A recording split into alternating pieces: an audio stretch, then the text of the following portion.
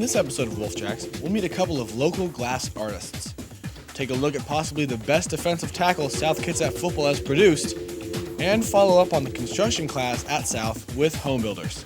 Stay tuned, it's bound to be a great show.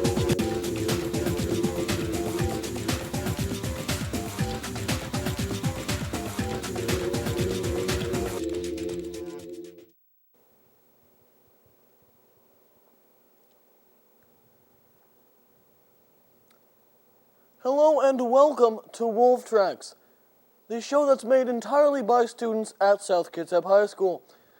I'm Kalen Horst, and I will be your host today. Now, it's winter here in Port Orchard, Washington, and many of you may be sitting there drinking eggnog or cider or gin, for those of you over 21. Now, as you're drinking, you may not be thinking what you're drinking out of, but Grant McMeegan and Eric Lee show us just what it's like to make beautiful pieces of glass art. Throughout the ages, man has expressed himself through various forms of art. Be it painting or drawing, writing or sculpting, art has always been a part of our lives. But few compare to an ancient craft dated back 3,500 years ago. This is the art of glass blowing. Glass blowers harness the ancient material of, you guessed it, glass, to create wild and fantastic creations. Today we will take you through a detailed examination of this strange yet beautiful art form. No one knows for sure how exactly glass was first created, but we do know that it was around as early as 3,500 years ago, found amongst ancient Egyptian and Roman ruins. These ancient empires began to use it to create wondrous mosaics. This exciting new art form spread like wildfire, becoming more and more popular as time went on, making appearances amongst the ancients to the modern day. After hearing a bit about this unique art, you may feel the desire to mold your own fantastic designs out of some glass. But wait just 1 minute. There are so many choices of glass. Which will you choose? Well, you are in luck. Doug Granham, an artist of many talents, is here to explain. There's a number of types of hot glass that you work with. Of course, there's cold glass, which is like stained glass windows. There's slumped glass, which is done in kilns. And then there's blown glass, whereby you take hot glass, you blow it into various forms. And then there's cast glass, where you make molds and you pour the glass into those molds.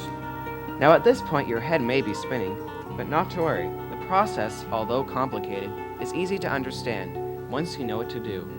To begin, you're going to need some ingredients: sand, lime, soda ash, and potash, which can be purchased by various manufacturers. Also, glass blowing requires more than one person, so it helps to have some friends along. Glass blowing involves 3 furnaces.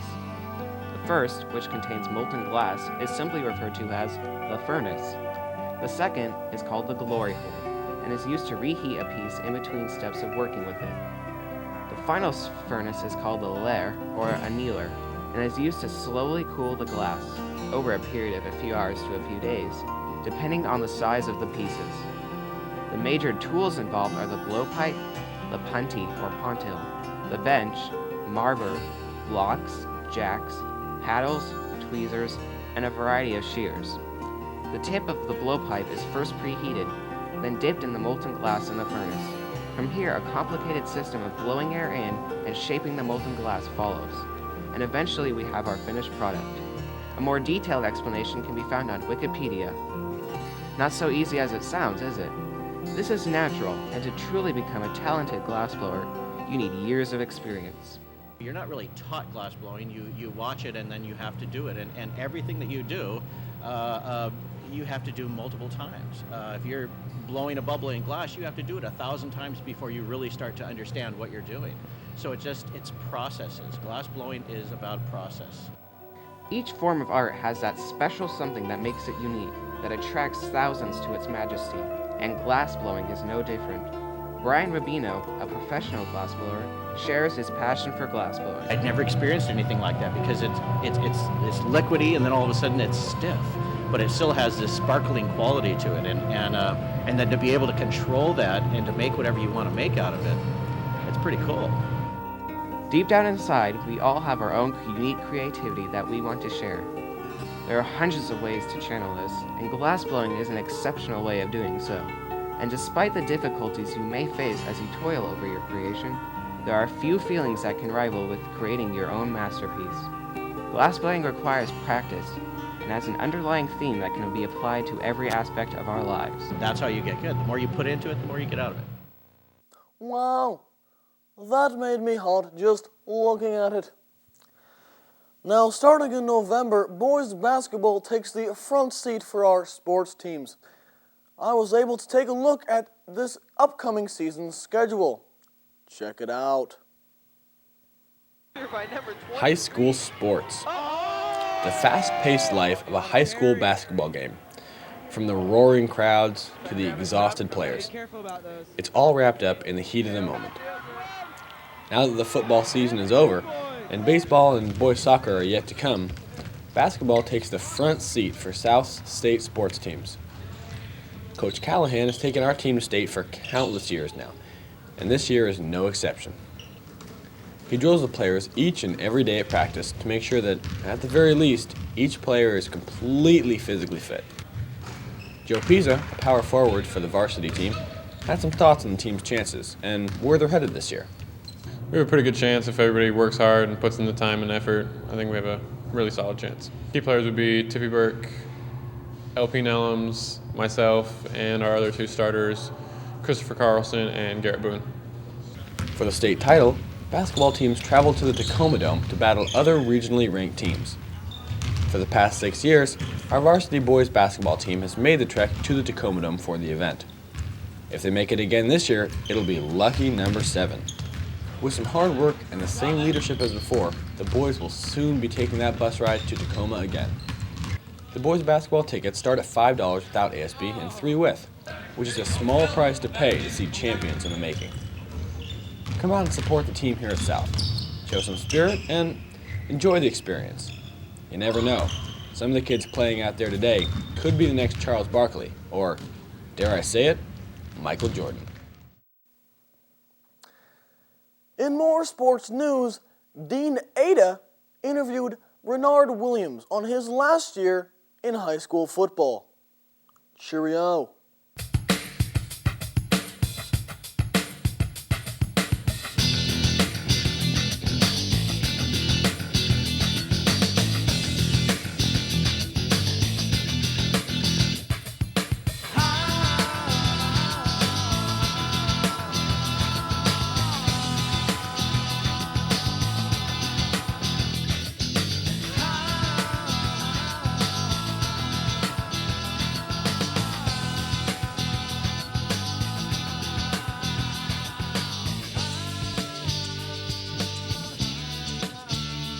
This is Renard Williams, a 6'2" senior who plays football for South Kitsap High School. Everyone on the team knows him as the QB Killer. You may ask him why they call him that. Well, when Renard is playing football, he has one goal: to sack that quarterback.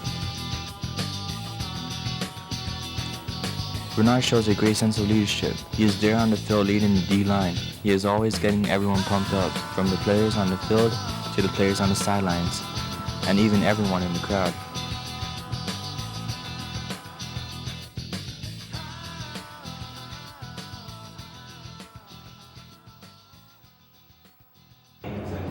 I try to get the defense going, get them pumped up, make sure they understand that we have to go for all 4 quarters and not just the first half of the game. So I think I am. As a player, he's a great player. He leads the defense. He controls the line. He does what he needs to do. And as a leader, I think he can get it done. I think Renard has done a very good job since he came here as a sophomore. He's improved greatly, both in the classroom and as an athlete. I think the thing I'm most impressed with about him is, he's obviously got a lot of physical ability, but I'm most impressed with his leadership role that he's taken on, and he's really earned the trust of his teammates and coaches. During the off-season, Renard is in the weight room lifting weights, improving his strength. He shows a lot of dedication to his football. I put in a lot of dedication, just trying to work over the summer, get conditioned so I'm ready to go when season comes. lift a lot of weight, so I'm strong and ready to fight off double teams and stuff like that. So I think I put a lot of dedication into it. As a close friend of mine, I asked him, how does it feel to be a 3-year starter for South Kitsap High School?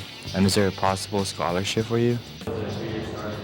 I feel good. It's just one of my goals coming in sophomore year to be a 3-year starter, starting off with my sophomore year, junior year, and then senior year. So I feel good, happy with that, just trying to play hard and win some games. I get a lot of letters and mail and calls and stuff right now, but hopefully once the season ends, I can get some offers from some colleges. That's what I plan to do, is go to college and play. So hopefully as soon as the season ends, I can get some offers. So if you haven't seen Renard Williams play football, maybe someday you can see him on TV playing for a college.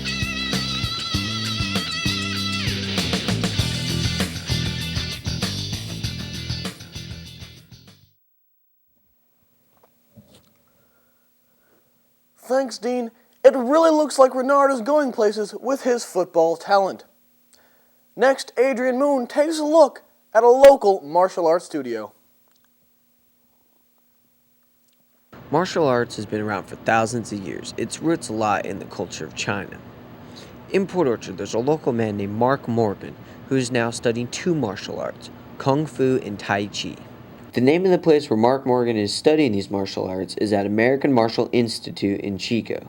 The term that translates Kung Fu comes from the Chinese characters, and they translate it to time and energy. Some people might wonder, is this his career?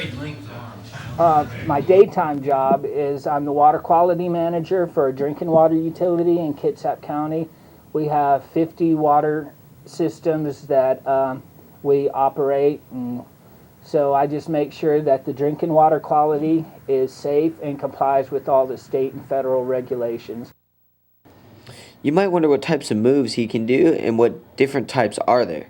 Here's Mark to explain those and also perform one for us. The first one is called Limbu Chuan, the second one is called Gunli Chuan, and this one is called Yilu Mei Fu, which translates as the first way of ambush. So hopefully I won't fall on this wet concrete, but let's see.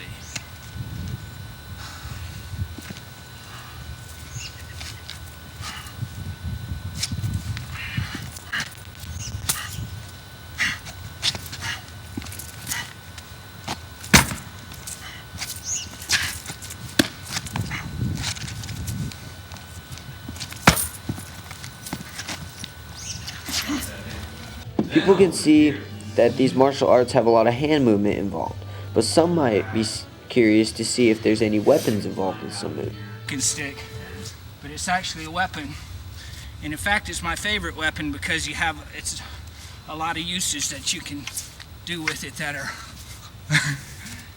that you can't do with the swords. This is the first sword that we train with.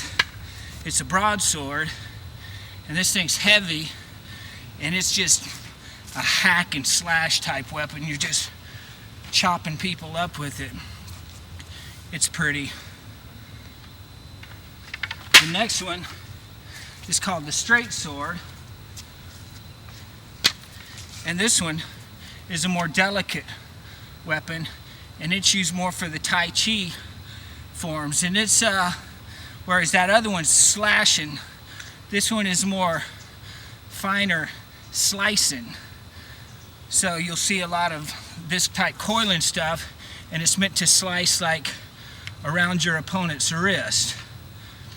Now the reason why Mark and other people study these martial arts is because it gives good exercise for the body and mind, gives good muscle tone, lung capacity, and it also teaches the person self-discipline. Wow, Adrian, I really wouldn't want to meet him in a dark alley. And now Chris Friend reports on the Salsa Dance hosted by our Spanish club.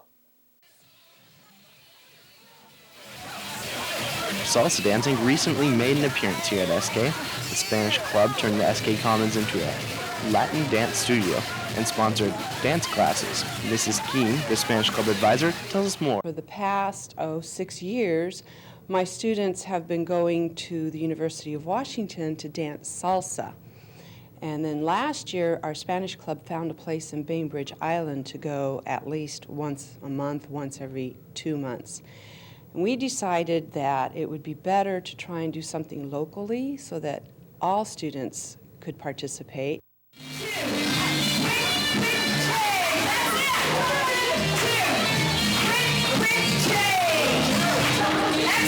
Time we had our dance, which was back in September, 50 students showed up. This time we doubled that, and we hope to have more students the next time, which will be in January. Recent television hit, Dancing with the Stars, seemed to have piqued interest in dancing. The event was packed with students eager to get their Latin groove on. It's a lot of fun because you're just meeting a lot of new strangers and just dancing with them, and especially people you don't know. That's the best part. I don't know, I liked most of it. A lot of it was fun and different, not necessarily what I would have thought of as salsa, but it was all pretty fun. A different type of cultures dance. It isn't like the dancing we have here, so I think it's a wonderful way. So, at the next school dance, you might expect to see more salsa dancers instead of just hip-hop dancers. Thanks to the Spanish Club, SKHS students are a little more cultured. Oh, looks like salsa dancing really puts the body to work. It looks as if my glass has run off. It must have seen the next segment coming. Josh Lounsbury and scary movies. Movies are a major part of American entertainment, and one of the most talked about and interesting movies are horror films. Adrenaline is something that the American people enjoy. That's one of the reasons why we are so in love with scary movies. So what is the scariest movie you've seen? The scariest movies I've ever seen is Jaws. Like, there's this one part where this guy's looking at a ship underwater, and then all of a sudden, like, this head just falls, and it scared me so bad. I, like, had to turn the TV off. I couldn't watch it anymore. I was done. Audition. It's a Japanese movie, horror movie, and it's all in Japanese. You have to watch it with subtitles, or else you don't know what's going on. And it's just, the last 15 minutes of it is just like torture. Another one would be Zombie. It's an Italian horror movie. Scariest thing I've seen in a movie, I really enjoyed the opening scene of Dawn of the Dead. It didn't really scare me, well, it kind of did, but it was very entertaining at the same time, very gory, very bloody, kind of made you jump out of your seat, but also it was kind of it was a scared kind of laugh thing going on. You know that feeling where you're kind of nervous, but it's scary at the same time? The opening scene of Dawn of the Dead, check it out.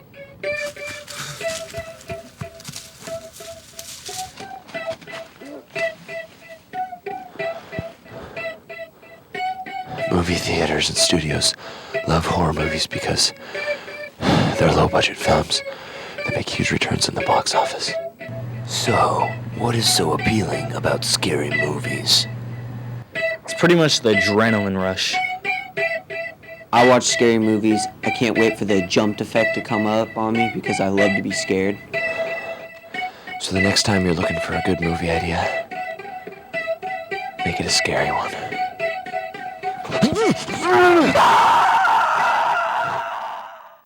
Thanks, Josh, and great job. I only hope you survive the attack by the tree. Now, as I was able to locate my eggnog, we can move on. Finally, Aaron DeHoff shows us part 2 of Home Builders. Last year, the South Kitsap construction class built a house to sell on the open market. The house took an astonishing 12 months of hard work and great responsibility to build.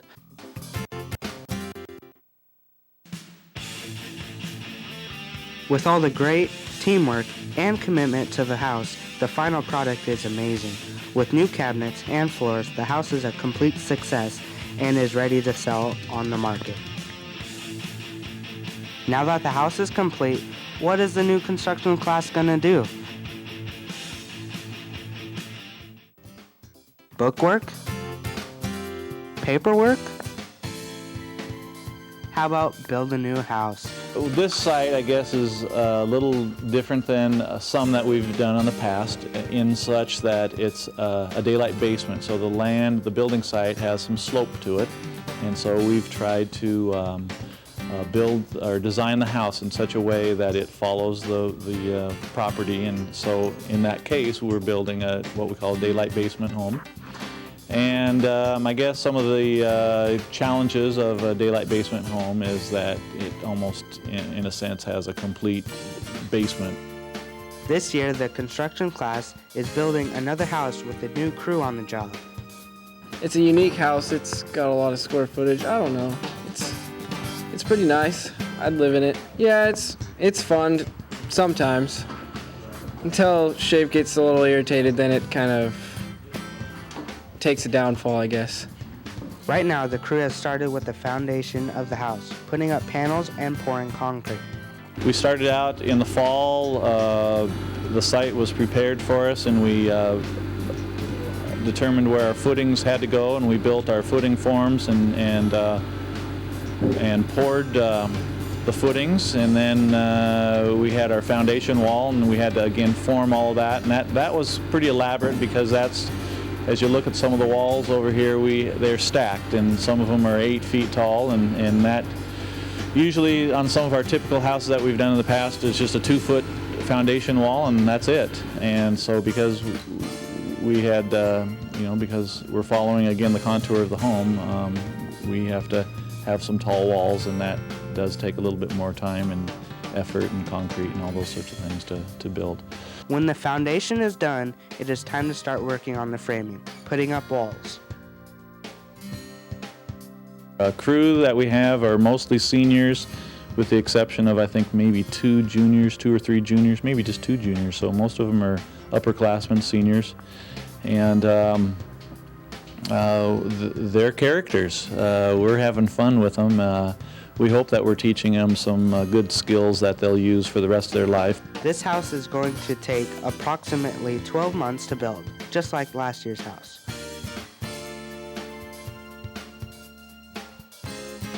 With the new crew on board, who knows what's going to happen in the future?